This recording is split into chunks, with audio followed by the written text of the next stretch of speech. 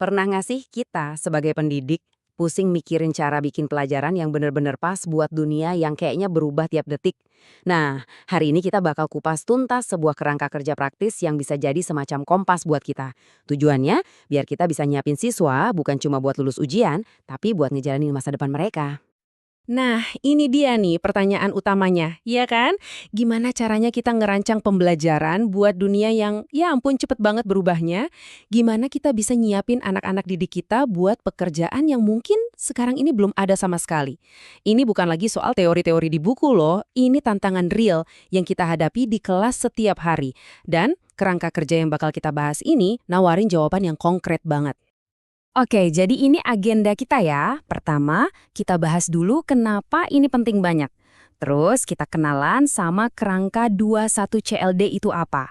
Lanjut, kita bongkar cara kerjanya, pahami roh atau filosofi di belakangnya, dan yang paling seru kita lihat gimana cara praktisnya buat langsung dicoba. Yuk, kita mulai dari dasarnya dulu. Coba deh kita ingat-ingat, zaman dulu mungkin cukup ya ngajarin fakta, ngajarin rumus, selesai. Tapi sekarang, wah beda banget. Dunia itu nuntut lebih dari sekedar hafalan. Justru yang jadi kunci itu kemampuan buat kerja bareng, mecahin masalah yang rumit, sama berkreasi. Nah, tantangannya buat kita ya di situ. Gimana caranya kita ngoprek desain pembelajaran kita biar bisa ngejawab semua tuntutan ini? Nah, disinilah kerangka 21 CLD atau 21st Century Learning Design nongol sebagai jagonya. Penting buat dicatat, ini bukan sekadar tren sesaat ya. Anggap aja ini semacam blueprint pembelajaran modern. Panduan yang benar-benar dibuat berdasarkan riset mendalam yang tujuannya ya buat bantu kita semua ngadepin lika-liku tantangan pendidikan zaman sekarang.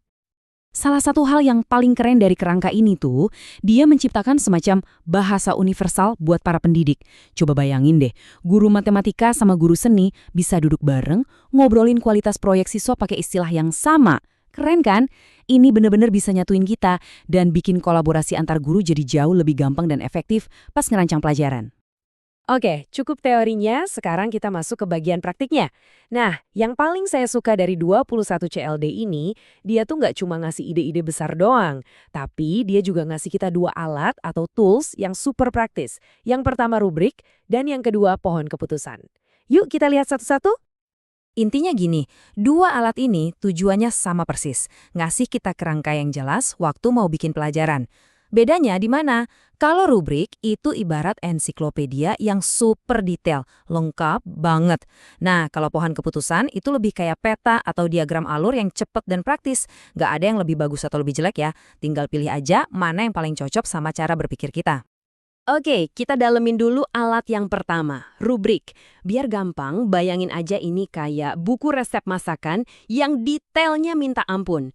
Jadi di situ nggak cuma ditulis bahan-bahannya apa aja, tapi juga takarannya harus pas, langkah-langkahnya gimana, biar hasilnya dalam konteks ini tingkat keterampilan siswa sesuai sama yang kita harapkan. Nah, coba lihat contoh ini di rubrik konstruksi pengetahuan. Jelas banget kan? Sebuah kegiatan bisa dapat kode 2 kalau siswanya cuma diminta membangun pengetahuan sedikit aja sambil lalu.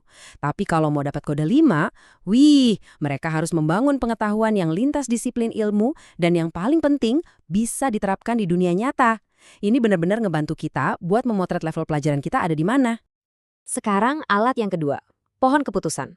Kalau tadi rubrik itu kayak buku resep, nah pohon keputusan ini lebih mirip diagram alur atau flowchart.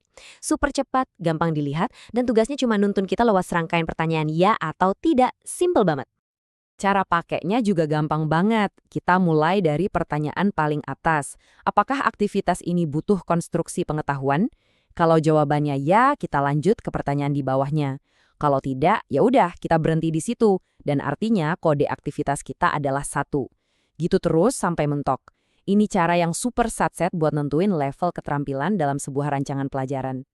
Oke, sekarang kita masuk ke bagian yang menurut saya paling krusial. Ini benar-benar mindset shift yang penting. Angka-angka yang ada di kerangka ini tuh bukan skor. Saya ulangi ya, ini bukan skor. Ini bukan nilai rapor buat pelajaran kita. Anggap ini sebagai kode, sebuah label yang fungsinya buat kita paham bukan buat ngejudge. Biar lebih jelas lagi ya, misalnya nih, sebuah kegiatan dapat kode 1 untuk kolaborasi. Apa itu artinya pelajarannya jelek? Gagal? Sama sekali bukan. Itu artinya di pelajaran tersebut fokus utamanya emang bukan di kolaborasi. Mungkin aja fokusnya lagi di pemahaman individu. Jadi ini tuh label deskriptif aja, kayak label komposisi di bungkus makanan, bukan nilai ujian.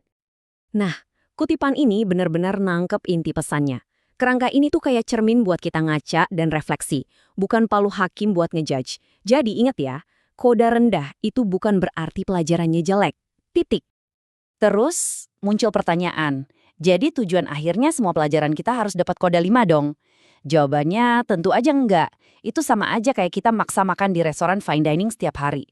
Ya, nggak realistis dan belum tentu sehat juga kan? Tujuannya itu justru buat ngasih semacam menu diet pendidikan yang seimbang. Ada campurannya, ada variasi aktivitas dengan kode yang beda-beda. Kita ambil contoh kolaborasi deh. Apa siswa harus selalu kerja kelompok terus? Ya enggak lah. Ada masanya mereka butuh kerja sendiri, mikir sendiri. Ada saatnya mereka perlu diskusi, bahkan mungkin debat buat ngambil keputusan bareng-bareng. Ada juga saatnya mereka perlu kerja bareng-bareng, tapi dengan tugas masing-masing buat nyiptain satu karya utuh. Nah, diet seimbang itu ya ini, ngasih mereka semua jenis pengalaman itu, tergantung tujuan pembelajarannya apa. Oke, teorinya udah dapat, filosofinya udah ngerti. Sekarang pertanyaannya, gimana mulainya biar gak pusing duluan? Nah, jawabannya ada di konsep yang namanya pelajaran jangkar atau anchor lessons. Ini cara paling aman dan paling praktis buat kita mulai latihan pakai kerangka ini. Jadi, apa sih pelajaran jangkar itu? Gampangnya, anggap aja ini kayak studi kasus. Kita ambil contoh RPP atau pelajaran nyata dari guru lain. Tujuannya bukan buat ngasih nilai ini bagus atau ini jelek, sama sekali bukan.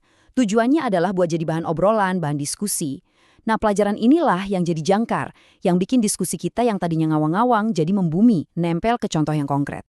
Dan ini ngebawa kita ke poin paling pamungkas. Udah lupain aja soal nyari-nyari pelajaran yang sempurna. Itu mitos, nggak ada. Tujuan kita sebenarnya adalah make alat-alat ini buat ngerancang pelajaran yang tepat. Tepat buat siapa? Ya buat siswa-siswa kita, di kelas kita, di saat ini juga.